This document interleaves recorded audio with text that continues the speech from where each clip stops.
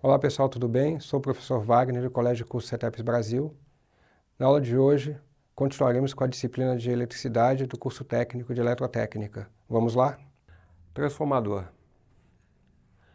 O transformador é constituído basicamente por dois enrolamentos, que utilizando um núcleo em comum, converte primeiramente energia elétrica em magnética e em seguida energia magnética em elétrica. O transformador utiliza como princípio de geração de energia a indução mútua. Essencialmente, é constituído por dois ou mais enrolamentos, bobinas concatenadas por um campo magnético, sendo que a ação desse campo será mais eficiente com um núcleo de material ferromagnético, porque assim a maior parte do fluxo será confinado em um caminho bem definido. O material ferromagnético utilizado no transformador tem propriedades idênticas à de um ímã natural. No desenho é mostrada a ação do transformador, onde é aplicada uma tensão alternada na bobina do primário. Essa tensão aplicada em corrente gera um fluxo eletromagnético e esse fluxo gera na bobina do secundário uma tensão em corrente que é relativa ao número, a relação entre o número de espigas do primário e secundário, tensão e corrente.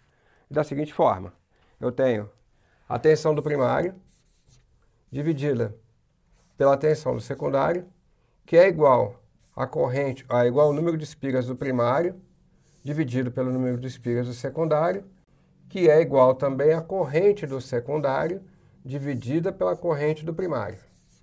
Então, se eu aplicar uma tensão, se eu aplicar uma tensão de 220 volts e obtiver na minha saída 110 volts, que é chamado um transformador abaixador, eu verifico o número de espigas da seguinte forma. Vou dizer, então, que o número de espigas do primário é igual a 100, e por uma regra de 3, eu consigo saber qual é o valor do número de espigas do secundário.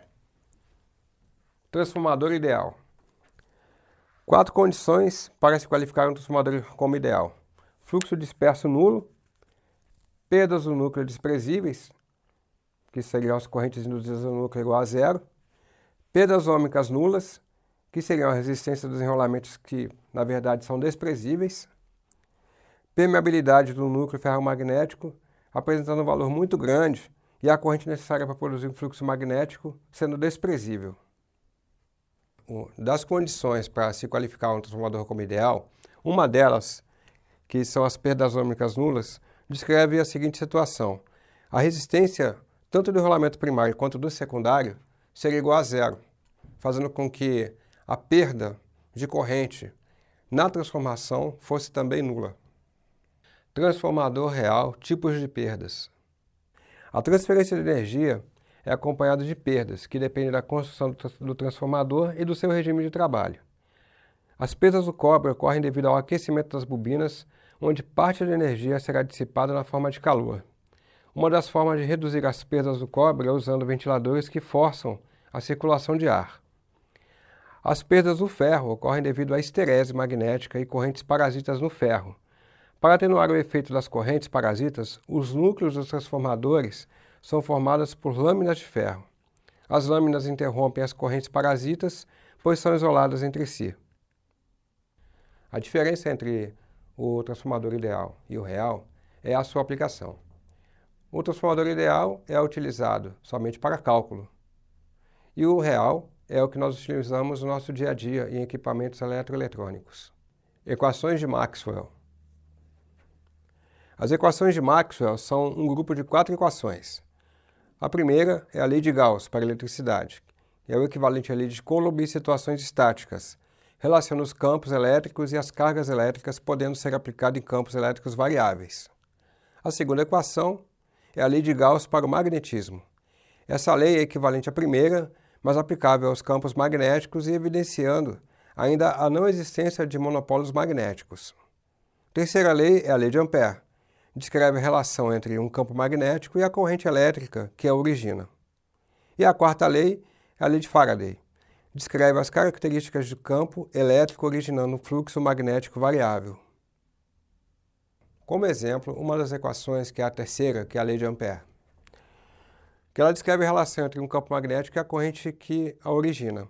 Então, se a corrente elétrica que origina esse campo for alta, maior o campo eletromagnético e vice-versa. Ressonância. É um fenômeno físico que ocorre quando uma força é aplicada sobre um sistema com frequência igual ou muito próxima da frequência fundamental desse sistema. A ressonância ocasiona um aumento na amplitude de oscilação maior do que aquele ocasionado por outras frequências. A ressonância nada mais é do que a igualdade entre duas frequências, a do emissor e a do receptor. Ressonância elétrica. Circuitos elétricos usados em televisões, rádios e celulares utilizam capacitores e indutores que podem ser ajustados para entrar em ressonância com as frequências das ondas de rádio. Dessa forma, é possível captar e aumentar a amplitude dessas ondas, reproduzindo as informações contidas nelas. Tendo como exemplo o rádio, para que possamos ouvir uma determinada frequência, nós vamos sintonizar. A sintonia é colocar em ressonância o nosso valor de frequência da rádio em função da onda que a emissora está transmitindo. Cavidade ressonante. A cavidade ressonante substitui circuitos RLC em frequências acima de 300 MHz. É utilizada para confinar energia eletromagnética que pode ser transformada em energia térmica. Exemplo, o aparelho de micro-ondas. Dentro de um aparelho micro-ondas, temos em seu circuito um componente chamado magnetron, que nada mais é que uma cavidade ressonante, que, no acúmulo da energia eletromagnética, a transforma em energia térmica. Ondas eletromagnéticas. Se originam do movimento acelerado de cargas elétricas, consistem de campos elétricos e campos magnéticos que vibram nos planos perpendiculares entre si e em relação à direção da propagação. As ondas eletromagnéticas diferem entre si apenas pelas frequências e correspondentes comprimentos de onda. As ondas de rádio são ondas eletromagnéticas utilizadas pelas emissoras de rádio e que possuem frequências que variam até cerca de 108 Hz. Nas emissoras de rádio, existe um circuito elétrico que provoca a oscilação de elétrons na antena emissora. Esses elétrons são acelerados e, em decorrência desse acontecimento, emitem ondas de rádio que se propagam, transportando informações de estação até a antena receptora, que é o rádio. No exemplo ao lado, nós temos a transmissão efetuada pela emissora ao receptor, que é o rádio, tanto as ondas AM quanto FM. Propagação das ondas eletromagnéticas. Os efeitos da atmosfera e da superfície da Terra que afetam a propagação são dispersão, que é a potência ou a energia que emana de uma fonte e é projetada em todas as direções. Absorção e atenuação são as perdas causadas pela absorção de potência pelas partículas do meio. Reflexão é quando uma onda de rádio encontra uma superfície e, tendo as condições favoráveis, ela será refletida como em um espelho. Refração. Sempre que uma frente de onda se propaga por um meio com uma variação de densidade, haverá um encurvamento do feixe. Difração é a dispersão da onda em torno de um obstáculo.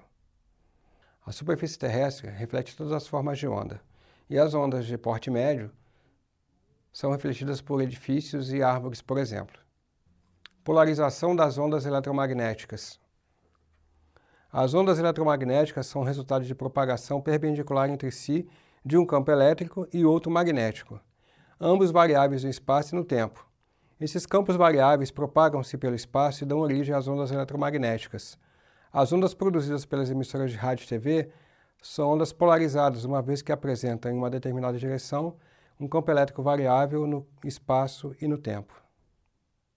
Ondas polarizadas são ondas direcionadas.